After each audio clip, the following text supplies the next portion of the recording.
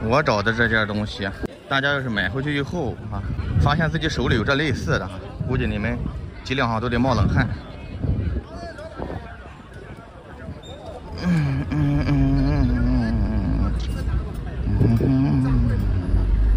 这多少钱？400吧，不要600的。200。省了300。多1分不给。200。因为这个。260啊。多1分不给。他绝对给，他绝对给我啊！看吗？别走，别走了。怎么样？拿着吧。我看那股本就给你哈。这个双喜罐那个台那个罐多少钱？多少钱没？你就告诉他200多1分不拿。啊，那西子那个，我给找过去，给他拍视频。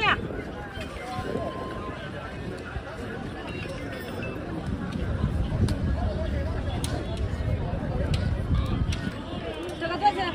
他给200，他给200。啊，少600不卖人了，他就给200没钱了我。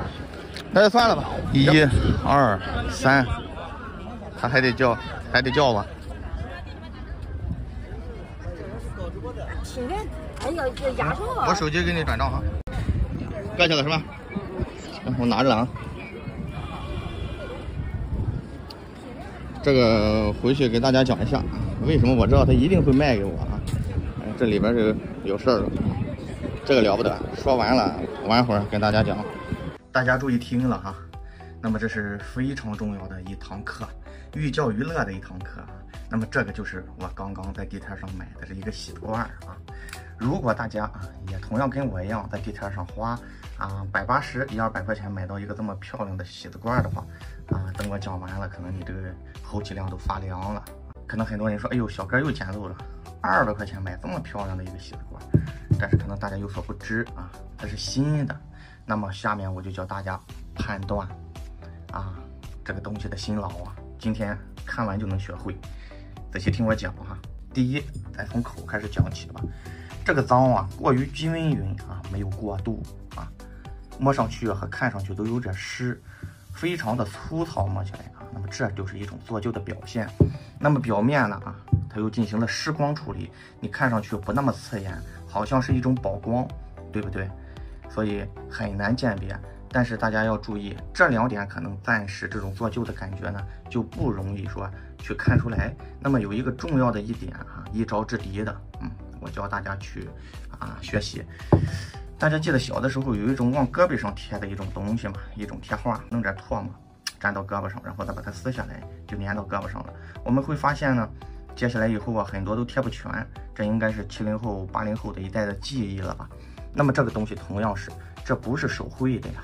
这都是贴上去的，它呢先拿一种贴纸贴上去，然后再撕下来，再上油以后上窑里去烧都是电窑和气窑，所以呢非常快贴上撕下来，为了什么呢？为了省人工。您看嘛，这些地方都没有印清楚，发现了吗？没有印清楚，印的比较淡，这是其中一个特点嘛。其二，看见了吗？这个地方都出现了断层。当时就是贴的时候没贴好，因为我们手工画的话，它不会说贴着这再去画的。你会发现从上面呀找出很多，看吗？这都没贴好的地方都断了，因为手绘的话是不可能出现这种断点的你看吧，它连上边的这种腰斑都给做上了，非常的逼真总体呢给人感觉特别的死板。再一个呢，它没有笔触，笔触是什么？就是我们画的时候的笔触再一个呢，这个胎体也不是拉胚的。为什么说不是拉胚的呢？大家看一下，它这种胎叫灌浆胎，灌浆胎好出现这一种现象，看见了吗？打皱的现象，因为它是有一个模具把这个泥浆子灌进去它不是手工拉胚的，所以整个这一个就是一个现代的仿品。那么咱们对比一下大家看一下，这是一个老的一对比大家就看出来了，它不是宝光了，它有点污浊的那种光这一个呢是宝光加上内敛，是完全不一样的。那么咱们再看一下这就叫笔触，看见了吗？因为人们是拿手去画的，一笔一笔去画的，那画起来的时候，它这个笔深浅就不一样，就会有过渡，有笔触，你看见了吗？您能看出手画的这种感觉来吗？您再看这一个，是不是没有手绘的感觉吧？我经常讲我说鉴定啊，一定要从实物出发。如果我们没有实物，只看书，无异于啊这个按图索骥啊。那你这个跟书上说的，那你怎么去区分呀？是不是？有很多人说张老师啊，小哥，我经常上博物馆，经常看书，为什么现在经常买到假货呢？那我给大家举一个例子哈，就好比我们晚上啊爱刷抖音刷美女，是不是啊？一晚上刷100-200个美女，第二天早晨一睁眼，你能记住其中任何一个美女吗？记不住啊，是不是啊？但是其中一个美女，如果你跟她处过男女朋友，我相信这辈子都忘不了。你拥有过，你才能够真正的理解。那么我手里有一件实物，我曾经拥有过啊，是我的东西，我就特别珍惜，那么我就记住了，对不对呀？这是说看博物馆啊，或者看什么学不到的原因吗？还有就是说，哎，我经常我看到一本名著哈，一个大师写的，没有错呀，咱看这个是没有错的。但是有一点大家有没有想过呀？写这个书的人，写鉴赏书籍的人，他是通过自己的思维去理解的，所以说呢，他表达的也是自己对于古董鉴赏的理解。可是呢，100个人呀，有100种想法。我们在看他的书的时候，如果没有实物，单凭去想象的话，那你这个100个人100个想法，我们不可能跟他的思想正好重合。但是手里如果有一件实物的话，你再照着他的书去看的话，哦，原来是这个样子的，我们才能学得到。这说明一个问题，就是说我们在学习鉴赏的过程中，一定要有一件真正到代的实物。那如果说这个东西你不理解，你买了一个假的回去看着书啊，我看着都对呀，啊，有可能玩了一辈子都是个假的，因为没人点你，你没买到真品。大家说是这个事儿吧？那么我们把这两个再充分的对比一下哈，大家看一下，它这个脏啊非常的自然，是有过渡的啊，你摸上去也不这么扎手。而这一个就明显的，你看这个脏，这两种脏我一对比，你能看出来，觉得这个舒服，这个不舒服。但是说如果单纯看这一个，我们就不知道哪种脏为正确，所以一定要有一个对比。再一个，你看这个底哈，这完全是修出来的底，看见了吗？非常的硬朗啊，修足嘛，咱说经常说修足，拿竹篾啊一点一点修出来的。而这一个几乎就没有修足啊，这是模具扣出来的，可能当时拿东西稍微一刮。再一个，你看它这个胎质非常的疏松啊，脏旧也不自然啊，这个脏旧非常自然。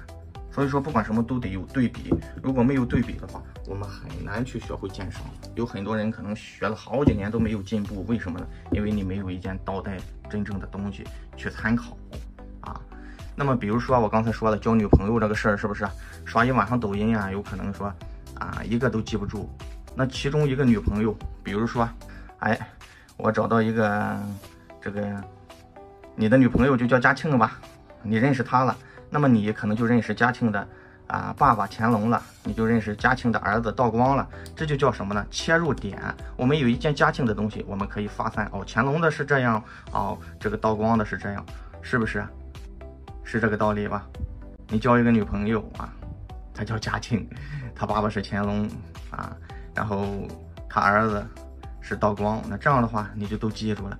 如果我们没有一个切入点的话，那是不好学习的。你比如说我到博物馆了，哎，我一看，哎，这不是我那个嘉庆的席子罐吗？哦，乾隆的是这样，嘉庆的是这样，那我们就很容易去学习了。所以学习东西一定要有一个真正到代的东西哈，老的东西作为切入点，我们才能慢慢的去学习。那么我为什么说非得买这一个，买个假的干嘛呢？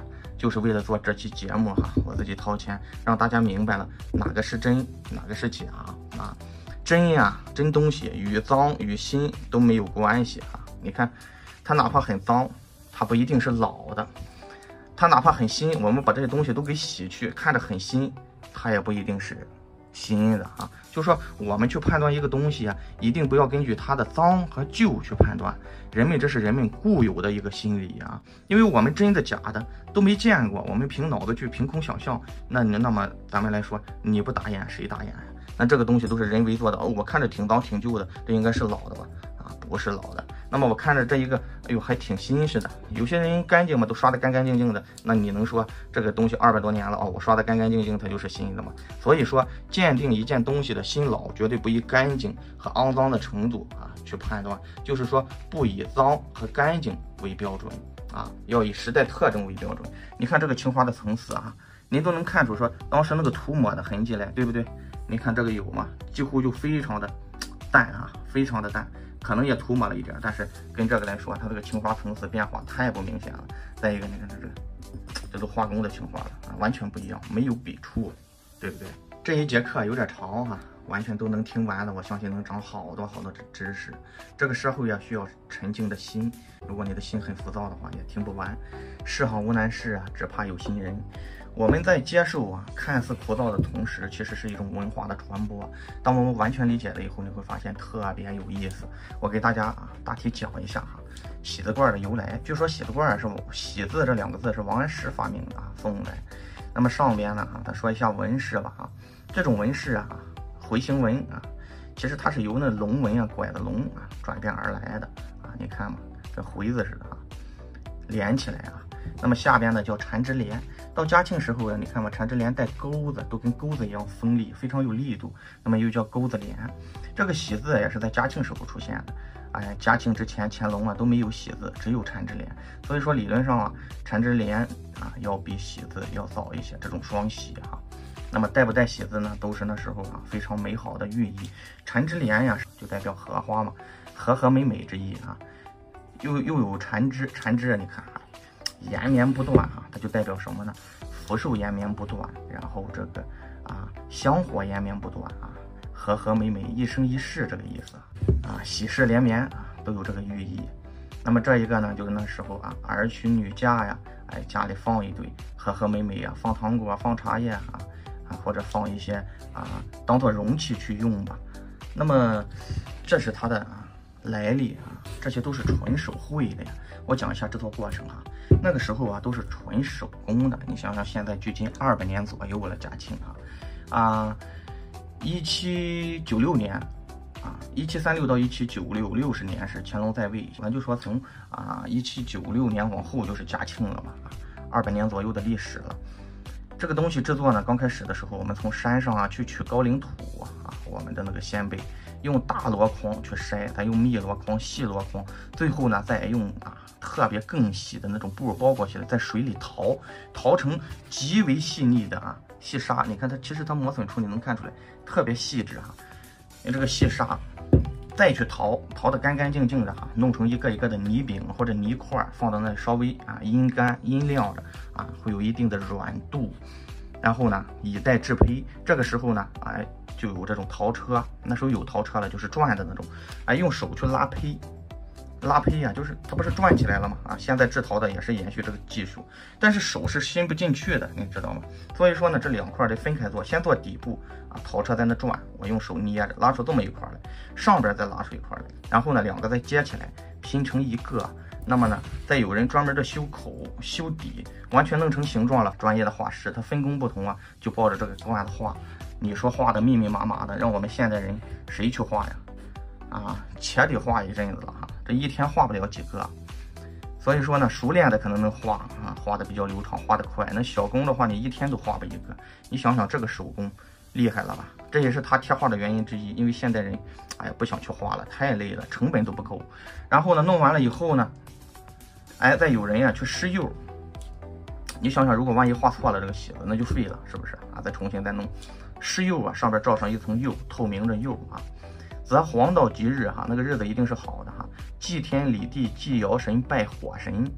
有专门的人再把它放到匣钵里这个东西不是直接放到那烧的，把它罩到里面，放到窑里面去放到窑里面去以后呢，有专门的人去烧火，有专门的人看火焰看火焰那个温度保持在1300度左右你上下温度差的不能太多。如果烧的温度太低就烧不出来如果烧的温度太高呢，青花都能烧飞了，烧没了，这罐子都能烧裂了。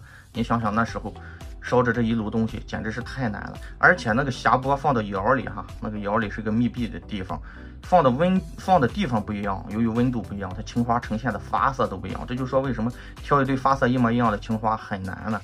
而且器型都纯手工的，所以说你买到一件老的东西就是全世界唯一的一件东西，它就属于奢侈品，纯手工打造的奢侈品就跟马未都马老说的似的，你现在背个 LV 包，背个什么爱马仕你就觉着好，我这是奢侈品的，其实那都是批量化生产的，这才是我们真正老祖宗的奢侈品目前来说的话你想想烧几天几夜烧完了以后呢再则黄道吉日，祭天礼地，祭灶神，拜火神，开窑，然后把下巴打开，百里难成其一二啊！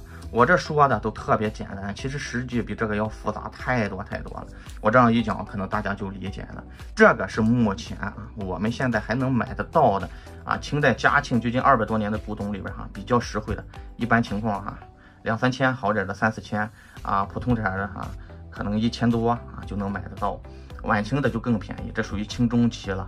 所以说啊，现在目前属于价格最合适的哈，留到家里穿戴也是不错的。有的不带喜字哈，也是满工的，非常漂亮啊。有的是带喜字的，喜字的一般来说的话就会略晚一些，但是也是很漂亮啊，各有所好嘛啊。有时候是个缘分，有什么样的啊就拿什么样的。这一个目前啊入手还是非常好。这些东西70、80年代都块8毛一个哈，到了后期你想想现在啊都动不动2、3千了，我相信用不了多少年，这些东西可能都得过万，因为现在仿品都出来了。10几年前是没有仿品的这玩意儿，因为那时候便宜啊，几百块钱都不够仿的啊。但是如果说现在人们按照古法啊去做这个东西，我说的那个过程去做的话，我相信烧制出来这个东西成本都得过万了。所以说有时候古董更具性价比，为什么呀？因为人工成本都省去了，关键是我们买到的还是一种文化的传承啊，放到家里非常的雅致啊。今天讲的特别多哈，所以说，哎呀，我给大家讲了以后啊，做一个视频啊也不容易哈，滔滔不绝啊，嗓子都干了。希望大家能够理解啊，能够学到东西啊，跟小哥啊长知识。为什么我们中国的艺术品得到全球人的信赖和认可？因为我们中华文明5000年是唯一一个没有断档的国家。咱们经常说4大文明古国：古印度、古埃及、古巴比伦、中国，只有中国前面没有加古，因为是我们上下5000年文化没有断档的原因。很多人说上下5000年，那不是10000年吗？不是，这个上下5000年我也普及一下，它指的公元前、公元后2000多年啊，这样加起来是5000年，大家明白吧？所以说呢，你像我说的4大文明古国前面都加古，因为古巴比伦呀，就现在伊拉克附近早就没有了。古印度也不是那个印度了啊，疆土都不一样了啊。古埃及也早就没有了，现在的埃及也不是原来的埃及了。只有我们中国5000年文化没有断档，我们的中国还是5000年原来的那个中国，你说厉害了。所以说，只有文化才能让民族继续强大延续下去，这就是我们中华文化或者说中华文明的魅力之处。我刚才讲工艺的时候，大家有没有注意啊？这个东西多么来之的不易啊！多么来之不易！我们现在哪有人说再去说这么用心的去做了啊？我们现代人是越来越懒。我们现代人喜欢明清，明清人喜欢宋元，宋元人喜欢战汉啊，宋代人喜欢战汉，战汉人喜欢商周。为什么？因为那个时候人们都是纯手工用心去打造的，而我们现在的人呢是越来越懒啊，都机械化了，所以呢人文的东西就少了，匠气就少了，匠人精神就少了，这也是我们喜欢古董的原因之一。我是收藏小哥，喜欢收藏背后的故事，请关注我，给我点赞，我们下期节目再见。